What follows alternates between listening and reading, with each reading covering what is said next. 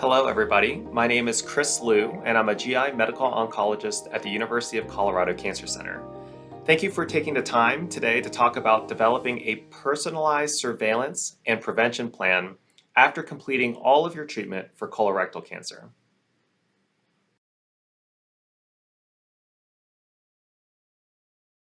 Over the next 20 to 30 minutes, what we want to talk about is what tests you may need after completing all of your therapy for colorectal cancer. We're also going to talk a little bit about testing for this thing called circulating tumor DNA. We're going to talk about what that is and how that may play a role in your surveillance for colorectal cancer. And then we're going to wrap up with any medicines, dietary, or exercise interventions that can help prevent any future development of cancer or a recurrence of your cancer. So we're going to first start out with what tests you may need after completing all of your therapy for colorectal cancer. And the first thing that we want to talk about is just to say congratulations. So whether you have completed surgery only or a combination of surgery, chemotherapy, and or radiation therapy, completing all of your therapy for any cancer diagnosis is really a cause for celebration. It takes so much courage and strength and obviously time to go through so many of these treatments and interventions that just getting through it is a tremendous achievement. So congratulations. But after completing all of your therapy for a cancer, your treatment team, including your doctor and your nurses and those that have provided care for you, they will discuss what the next steps are now that you've completed your treatment for colorectal cancer. So first, it's important to understand that almost all cancer centers now have experts that specialize in survivorship, this period after you've completed your therapy for cancer. And this usually means meeting with a care provider that can review your entire treatment history, so what you've gone through, what you've received in the past, and they can provide some recommendations for future cancer prevention. So it is completely reasonable for you to talk to your doctors about meeting with a survivorship team. One of the important things about receiving a document that has your entire treatment history is that this is something that you can carry with you for the rest of your life, where no matter who you are seeing or where you're seeing for medical care in the future, you can hand them this document so that they understand your history of surgery or chemotherapy or even radiation therapy.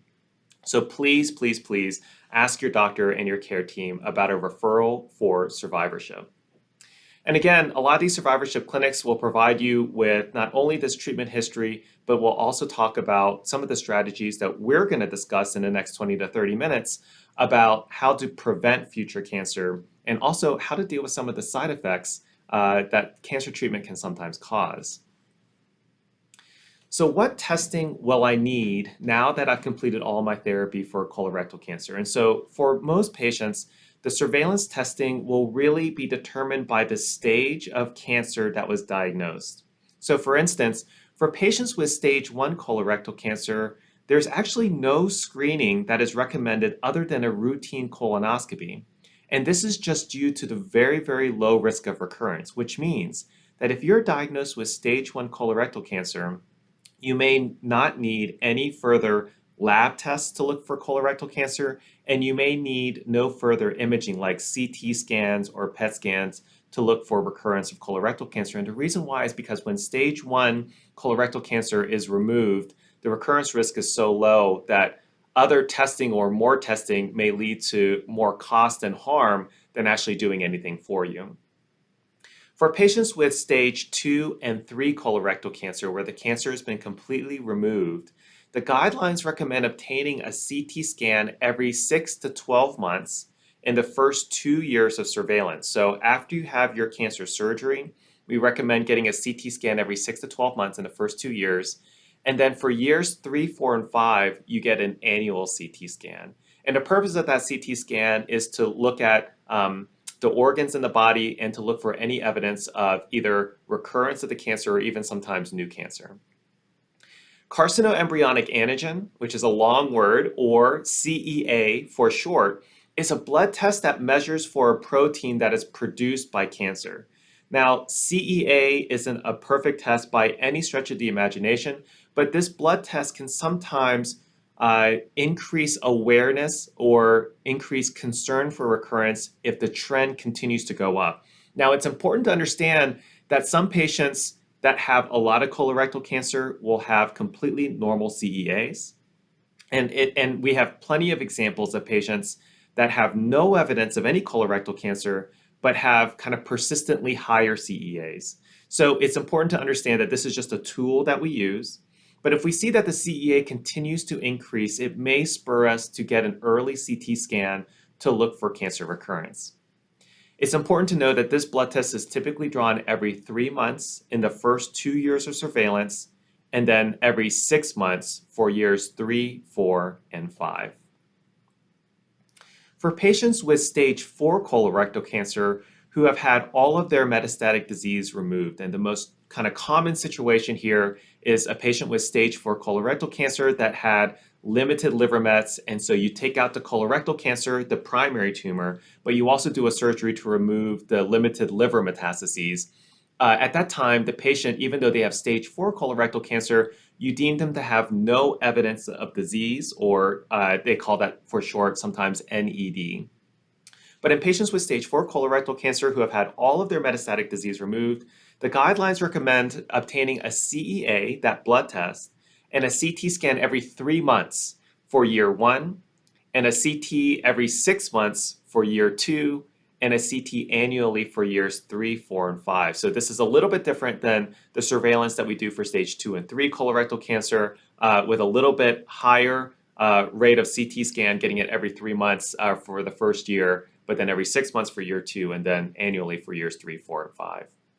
And finally, it's important for all patients to receive a colonoscopy within 1 year from the time of their surgery. And that's recommended so we make sure that we haven't missed any polyps or precancerous areas in the colon or rectum. So again, all patients should receive a colonoscopy within 1 year from the time of their surgery. So that's the testing that we typically do in the surveillance period for colorectal cancer. I want to touch briefly about this concept or this new test called circulating tumor DNA, and we call this CTDNA for short. And we know that tumors release a lot of things into the bloodstream. Sometimes they release actual tumor cells in the bloodstream. We also know that when tumor cells turn over, they release something called cell-free DNA or circulating tumor DNA. And this is released into the bloodstream. It's harmless to the patient, and it usually gets pretty rapidly metabolized, usually within minutes. But it is something that we can actually capture with a blood draw. And so one of the examples I use to explain cell-free DNA or circulating tumor DNA is that when a mother is pregnant with her baby, you can actually detect fragments of the baby's DNA in the mom's bloodstream while she's pregnant. And that's because as the baby's cells kind of turn over and the baby continues to grow, there are actually fragments of the baby's DNA that leaks into the mother's bloodstream. And so we can actually sequence a baby's DNA by drawing the mom's blood using basically the same technology, this idea of capturing the baby's DNA through the mom's blood draw. And so we can actually do this with tumors too. So if a tumor is present in the body, we can actually capture some of the tumor DNA that floats around in the bloodstream, and we call that circulating tumor DNA. It's important to understand that we have a lot of cell-free DNA that circulates in our bloodstream, and that's just our own normal healthy cells. And again, not harmful to the body, and it gets rapidly metabolized by the body, but we can actually sequence somebody's genomic kind of hereditary genes by doing a blood draw. But a fraction of that cell-free DNA in a patient that has cancer can be circulating tumor DNA. And so what this can help us determine is if there's a molecular presence of cancer, which means that if you find cell-free DNA or circulating tumor DNA in the bloodstream, it may give us a hint that there's still tumor present in the body, even if we can't see it either in surgery or if we can't see it on a CT scan. And so this idea or this technology of obtaining circulating tumor DNA can give us a sense if there's still the presence of tumor, even if our tests like CT scans and lab tests can't detect it. So circulating tumor DNA certainly has its advantages. It's a stable analyte. We can actually sequence some of the tumor using this blood draw, this CTDNA.